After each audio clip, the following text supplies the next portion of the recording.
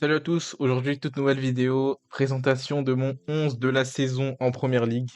Donc voilà, à l'heure où je parle, on est à une semaine de la fin de la saison de PL et je pense que c'est le bon moment pour faire un petit 11 de la saison. Donc je vais tout de suite vous présenter mes critères avant les joueurs. Donc mes critères, je vais donc noter l'importance du joueur dans son équipe. Si le joueur est bon, mais qu'il n'est pas clutch, qu'il n'apporte pas vraiment de différence, voilà, il va pas forcément être dans ce 11. Je vais aussi noter les performances de son équipe aussi, parce que si t'as un très bon joueur dans une équipe qui joue la 16e, 15e place, 17e place, je vais pas forcément le prendre en compte. Voilà, on est là pour les clubs qui jouent vraiment quelque chose et qui ont vraiment une importance. Et le troisième critère le plus marquant, c'est simplement ses performances et sa régularité tout au long de la saison. Et on est parti directement avec le gardien de but. Donc, au cas, j'ai simplement décidé de mettre Vicario de Tottenham, le portier italien qui a remplacé Hugo Lloris cette saison. Il a été très très bon, je trouve. À l'heure où je parle, Tottenham est cinquième et risque sûrement d'y rester. La cinquième place est pas qualificative pour la Ligue des Champions, contrairement à ce que je pensais en début de saison. Les clubs anglais sont un peu foirés en Ligue des Champions comparé aux clubs italiens et allemands, mais bon, c'est un autre sujet. Vicario, en tout cas, lui, il a été très très bon tout au long de la saison. J'ai envie de le féliciter parce que cette équipe de Tottenham qui joue très très haut avait forcément besoin d'un très bon gardien qui assure ses rangs derrière. Et Vicario, je trouve qu'il a fait le taf. Donc, je le mets ici. Poste de latéral droit, j'ai tout simplement décidé de mettre Ben White de Arsenal qui a été incroyable, très très sous-coté. Si je devais faire un 11 des sous-cotés en Europe, je le mettrais forcément dedans. Il est très sous-coté, il est très bon avec Arsenal, là où au poste de latéral gauche à Arsenal, c'est vraiment le grand flou entre Kivior, Zinchenko, Tomiyasu, Timber quand il sera là, j'imagine pas. Donc voilà, là-bas, ça va vraiment être la grande question. Mais à droite, la valeur sûre, c'est Ben White. Franchement, Ben White, il a été super bon. Il apporte offensivement, il est assez bon, voire très bon défensivement. Du coup, ouais, j'ai décidé de le mettre ici. Et tout au long de la saison, il a été bon aussi. À l'heure où je parle, je ne sais pas si Arsenal finira champion. Il reste leur dernière journée contre Everton dimanche prochain. À l'heure où je parle, là, ils viennent de gagner 1-0 contre Manchester United, donc on attend de voir ça. Et au poste de défenseur centraux, du coup, j'ai décidé de mettre Virgil van Dijk dans un premier temps. Tout simplement parce que, oui, peut-être qu'il ne joue plus le titre avec Liverpool, mais il a quand même gagné la Carabao Cup. Parce que aussi, tout simplement, il s'est repris en fait. Et j'aime bien les joueurs qui se reprennent d'une saison compliquée. Voilà, on s'était peut-être dit qu'il ne reviendrait jamais à son niveau d'antan. Alors, il n'est pas à son niveau d'antan, mais il a été monstrueux, je trouve. Donc, je me dois forcément de le récompenser. Et à côté de lui, je vais mettre Saliba, tout simplement. Saliba, monstrueux, incroyable. Saliba, monstrueux, incroyable. Tous les adjectifs que vous voulez. Il a été solide. La charnière qui forme avec Gabriel, c'est meilleure défense du championnat. Et c'est complètement mérité qu'il y soit là. J'ai vraiment pas besoin de m'attarder là-dessus. Moi, j'attends vraiment son euro avec l'équipe de France. Je pense qu'il va être titulaire quand même. Et on va voir à côté de qui. La vraie question, c'est plutôt à côté de qui il sera. Konaté, Pavard, on sait pas. Mais vraiment, Saliba, il a été incroyable et il se rend de plus en plus impérial et de plus en plus indispensable dans cette équipe d'Arsenal. Donc, j'ai envie de le récompenser. Donc, au poste de latéral gauche, ce sera Josko Gvardiol. Alors, lui et ce poste-là même, il y a eu vraiment un gros doute, une grosse hésitation. Voilà, Josko Gvardiol, en fait, il fait une deuxième partie de saison exceptionnelle. Avec Guardiola, il est utilisé là et là. Ok, et il rentre là, et voilà. Son dernier match là contre Fulham, il part de là, il fait un 1-2 avec De Bruyne, hop, il finit comme ça. Enfin, c'est exceptionnel ce mec offensivement. Mais en fait, au début de saison, vu qu'il était vraiment porté sur l'attaque, il laissait vraiment de grands espaces et parfois on a vu les adversaires en profiter. Et au début de saison, et en deuxième partie de saison, pardon, il s'est vraiment repris et Manchester City a trouvé une formule qui a permis à Gvardiol d'être beaucoup plus solide en seconde partie de saison. Du coup, voilà, étant donné qu'il n'y avait pas vraiment beaucoup de choix, j'ai décidé de le mettre et je pense qu'il le mérite quand même. Mais franchement, ce gars-là a surveillé parce que ça peut vraiment devenir l'un des meilleurs défenseurs au monde. Et ouais, j'apprends rien à personne. Mon milieu de terrain, du coup, je vous ai pas dit, ce sera un 4-2-3-1. Et je vais simplement faire le double pivot directement. Rodri. Rodri, est-ce que j'ai vraiment besoin d'en parler? Il est invaincu depuis je ne sais combien de temps. Franchement, il est monstrueux. Tout le monde le sait. Je pense que c'est le meilleur 6 au monde aujourd'hui. Et à côté de lui, je vais mettre le deuxième meilleur 6 au monde, Declan Rice, recruté cet été, l'été dernier, pardon, par Arsenal chez West Ham pour 115 millions d'euros, si je dis pas n'importe quoi. Monstrueux, vraiment, impact direct, tout au long de la saison, les deux là, monstrueux. Ils gèrent leur équipe, ils dynamitent, ils montent, ils mettent des buts les deux. Ils sont exceptionnels et vraiment indispensables dans leur collectif. On l'a vu pour Rodri, à quel point il est indispensable pour Man City. Donc voilà, pour moi, sans aucun doute, Rodri et Rice doivent y figurer. Et du coup, il y aura un numéro 10. Et vous allez voir comment j'ai agencé l'attaque. Je pense que c'est là où il y aura le plus de débats parce que je pense qu'ici, à part peut-être Gabriel ici, à la place de Van Dijk, il n'y a pas vraiment de contestation possible. Et peut-être Vardiol, je ne sais pas par qui vous l'aurez remplacé. J'aimerais vraiment savoir. Mais sinon, là, il n'y a pas encore de débat possible en vrai de vrai. En 10, j'ai mis Odegaard d'Arsenal. Saison complètement folle lui aussi. Son pied gauche, il est magique. Il régule les attaques d'Arsenal. Il apporte la petite touche de magie en fait dans cette équipe. Lui, il est monstrueux. Même la saison dernière, c'était incroyable. Donc j'ai décidé de pas mettre Kevin De Bruyne, voilà, parce que Kevin De Bruyne n'a joué que la deuxième partie de saison. Certes, il a fait une deuxième partie de saison exceptionnelle, mais je trouve que quand même, on va quand même respecter ce qu'a fait Odegaard monstrueusement tout au long de la saison. Donc voilà, on va le mettre dans ce poste de milieu offensif dans cette équipe.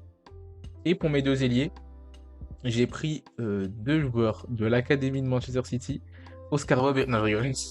J'ai mis Phil Foden et Cole Palmer. Donc, ouais. Là, Phil Foden, je pense qu'il n'y a pas de doute possible. Lui, il a été monstrueux. Euh, du début jusqu'à la fin. De Bruyne était blessé. Il a fallu un nouveau patron et il s'est imposé. Donc j'ai vraiment... Voilà, je pense qu'il n'y a pas grand-chose à dire, tout le monde le sait. Et il va sans doute être élu meilleur joueur de la saison. Et à droite, Cole Palmer, lui, personne s'y attendait. Personne ne s'attendait à une saison comme ça. Il est vraiment... J'ai pas envie de dire qu'il est tout seul, mais vraiment, il fait les beaux jours de Chelsea. Et parce qu'il fait le jeu, il fait tout, il est trop bon, il marque. Certains diront oui, il a mis je sais pas trop combien de pénaltys, mais bon... Il n'y a pas que ça, hein. Franchement, dans le jeu, il apporte énormément. Il fait 1,89 ce garçon, mais on dirait pas, il est trop... Il est complet. Franchement, lui, vraiment à surveiller. Et en pointe, du coup, là, c'est le vrai débat. En pointe, j'ai vraiment hésité. J'hésite entre plusieurs noms. Je pense que je peux vous faire apparaître les noms et on en discute. Donc, il y a Erling Haaland, Alexander Isak et Oli Watkins. Alors là, franchement, on hésite. Qui mettre en pointe? On va tout simplement... Allez, on va parler chacun. On va décortiquer la saison chacun. Haaland, on va commencer avec Haaland. Haaland s'est blessé quand même pas mal de fois cette saison. Il a manqué beaucoup de matchs. Alvarez l'a beaucoup remplacé. Alvarez qui a bien dépanné franchement, du côté de City, mais c'est pas le sujet. Erling Haaland, je trouve que cette saison, il est évidemment moins bon que la saison d'avant, mais je trouve que voilà, il peut nous faire mieux. Et moi, j'ai envie de récompenser un joueur qui vraiment réalise sa top saison. Voilà, on sait qu'Haaland, en vrai de vrai, c'est Haaland. Par exemple, s'ils font un 11 de la saison en PL, ce sera Haaland qui y sera. Haaland doit y être, mais je vais pas mettre Erling Haaland, donc on va le mettre de côté ici. Donc maintenant, le débat, c'est entre Alexander Isak et Oli Watkins. Les deux ont à peu près 20 buts cette saison en PL. J'ai franchement beaucoup hésité. Le choix s'est fait vraiment à la dernière minute et même je peux changer d'avis toutes les 3 secondes, donc je vais prendre ma décision très rapidement. Je trouve que alors pour Oli Watkins, il va finir sans doute top 4 et donc se qualifier en Ligue des Champions, là où Isaac n'est pas sûr d'être européen avec Newcastle. Donc c'est différent. On va pas prendre les performances européennes en compte, mais Isaac il a flop avec Newcastle en Ligue des Champions, là où Watkins a mis ses buts en Conference League. avec Aston Villa.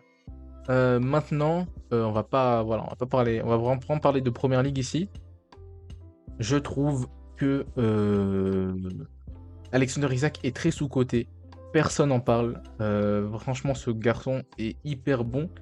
Mais personne n'en parle. Je ne sais pas pourquoi. Sans doute parce qu'il joue à Newcastle, simplement.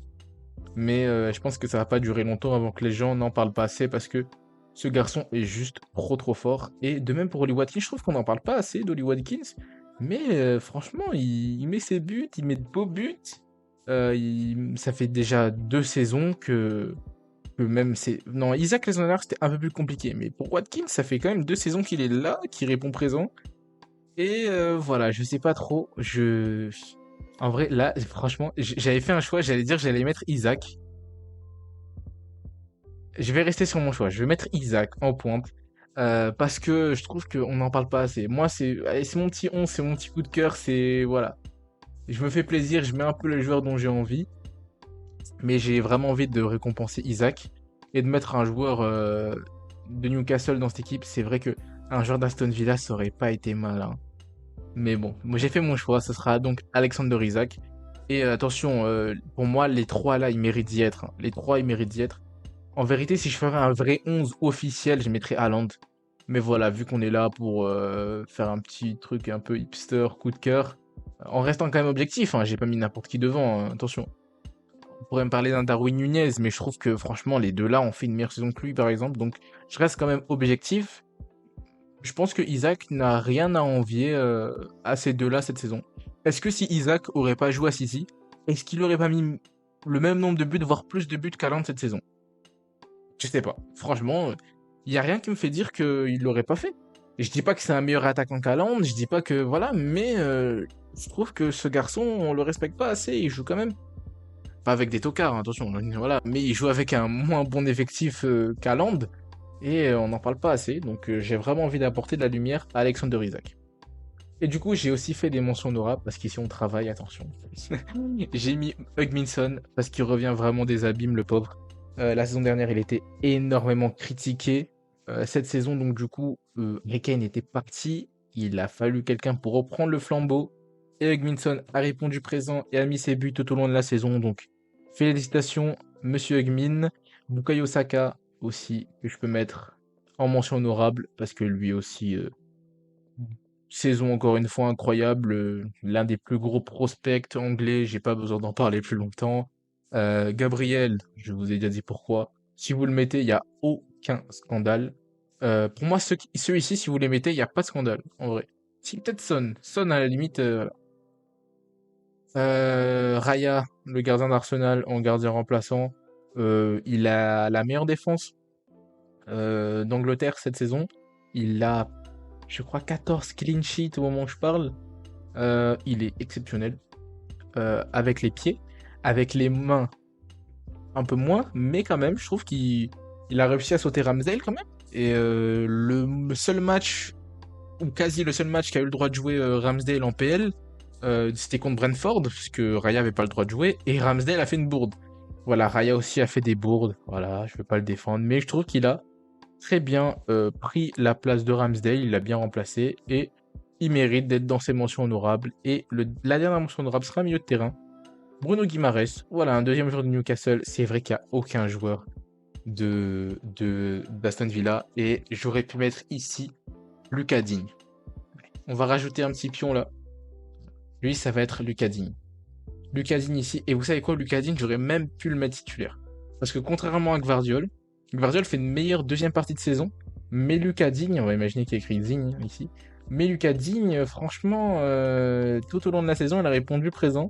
Mais je vais quand même laisser Josko Gvardiol. Mais Lucas Digne, quand même, en mention honorable, très très bon avec Aston Villa. Personne s'y attendait. Il a pris la place d'Alex Moreno et voilà, il répond très très bien. Il fait une très belle saison, pardon. Et Guimaraes, du coup, je l'ai sauté. Voilà, il fait une saison très très bonne avec Newcastle. Le terrain très complet, il va sûrement pas rester là l'année prochaine. J'en ai parlé dans mes solutions pour Manchester City l'année prochaine, à voir si ça se fait. Mais je pense qu'il va soit aller au PSG, soit à Manchester City. À voir, peut-être qu'il va rester à Newcastle, j'en sais rien. Donc voilà. Après, si je devrais mettre un entraîneur du coup, cette saison, un entraîneur de l'année, je mettrais Mikel Arteta.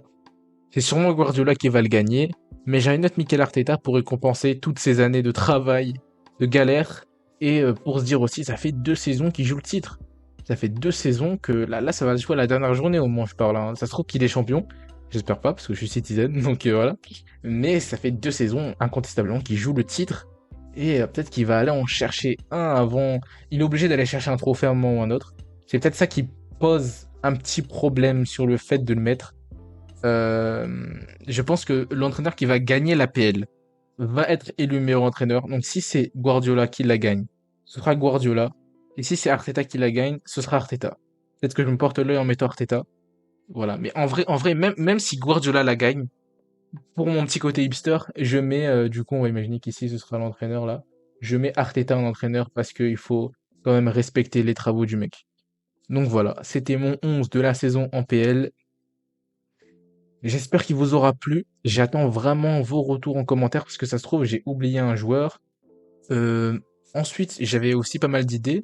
Donc un 11 de la saison en Europe, un 11 des sous-cotés, un 11 des surcotés, un 11 des meilleurs coups du dernier mercato. Voilà, par exemple, un Jérémy Doku, un Palmer, un Rice pourrait y être, tu vois.